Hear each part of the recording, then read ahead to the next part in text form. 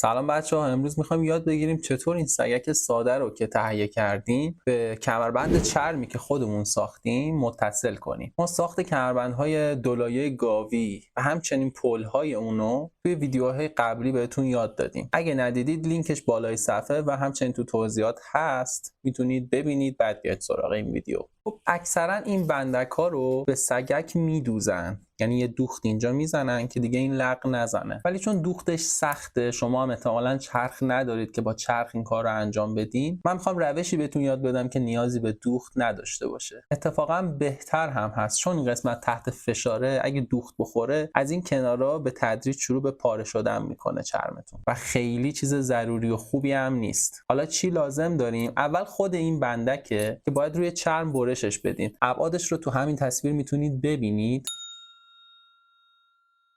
این دوتا سوراخ هم که جای پیچ کمربندمون هست با سنبه 3.5 سوراخ شده. برای این تیکه وسط هم نیازی نیست سنبه خاصی تهیه کنید. میتونید دوتا سنبه 3.5 بزنید این دو طرف و بعد با قیچی چرم دوزی این دوتا رو به هم متصل کنید. خیلی هم وسواس به خرج ندید که این تیکه خیلی قشنگ و تمیز و فیکس در بیاد، چون وقتی سوار سگک میشه اصلا جزئیاتش دیده نمیشه. این کمربندی که دست منه چرم گاو میشه، ولی فرقی نمیکنه چرم دولایه گاوی یا گاومیش، فرقی با هم توی این روش ندارن. تفاوتش اینه که این بندکای چرم گاومیش باید با دستگاه لیویز نازک بشه چون ضخامت چرم خیلی زیاده، ولی تو چرم گاوی دیگه نازک کردن هم لازم نیست. خب دیگه چی لازم داریم؟ پیچ کمربند که تو مغازه‌های چرم فروشی پیدا میشه. اون نمونه‌ها برای چرمای گاوی خیلی خوبن، ولی چون من چرم گاویش استفاده میکنم و ضخامتش خیلی زیاده، ارتفاع پیچ برای من کمه و من یه پیچ با همون مشخصات ولی با ارتفاع بلندتر از جاهای دیگه تهیه کردم که اگه نتونستین پیداش کنید، من سعی میکنم تو فروشگاه چرم امی سیما بذارمش که از اونجا تهیه کنید. لینک فروشگاهمونم توی توضیحات همین ویدیو براتون گذاشتم. خب روش به این صورته که این رو داخل سگک قرار میدیم،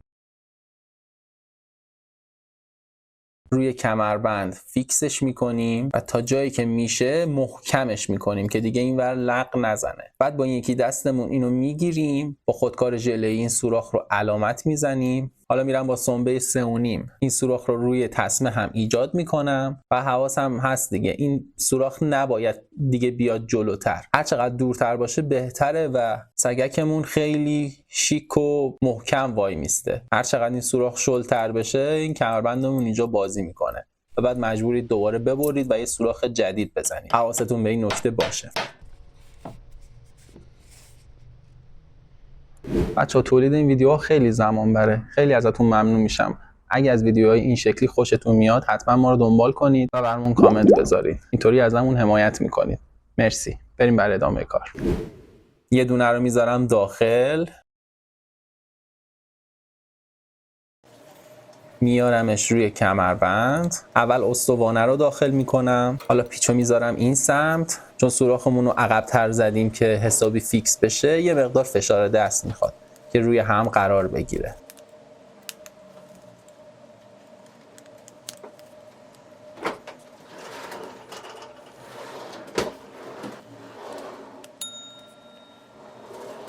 پیچم الان داخل استوانه درگیر شده و میتونم خیلی راحت اونو سفتش کنم.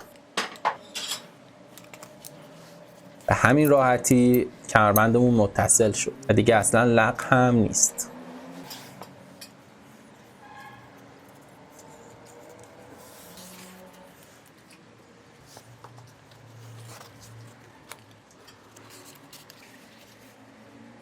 از من میتونید این کمربندهای خوشگل رو خودتون متصل کنید به سگک. مرسی که تا اینجای کار همراه هم بودین. فعلا.